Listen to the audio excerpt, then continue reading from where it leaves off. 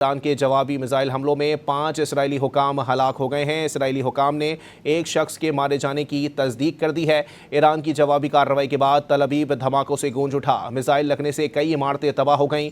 हमले के फौरी बाद रेस्क्यू एहलकार मौके पर पहुंच गए और इलाके को घेर कर इमारतों में लगी आग बुझाने की कोशिश की। ईरानी मिसाइल हमलों के बाद इसराइली शहरी और एहलकार खौफ में मुब्तला हो गए और एहलकार लोगों को शेल्टर में जाने का कहते रहे हैं। आपको वाजे करते चलें कि ईरान की जानिब से इसराइल पर ताज़ा हमलों के बाद अब तल अवीव में सूरत हाल जो है वो काफ़ी कशीदा दिखाई देती है।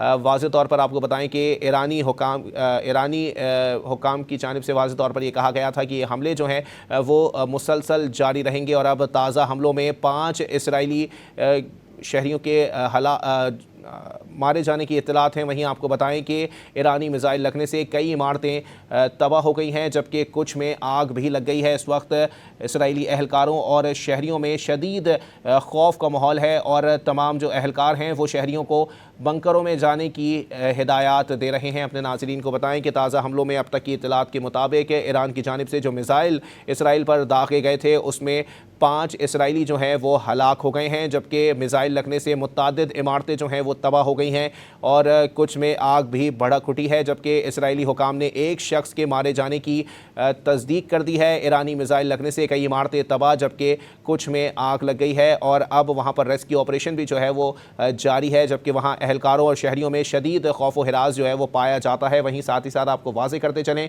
कि इसराइली एहलकारों ने शहरियों को बंकर्स में चले जाने की हिदायत जारी कर दी हैं।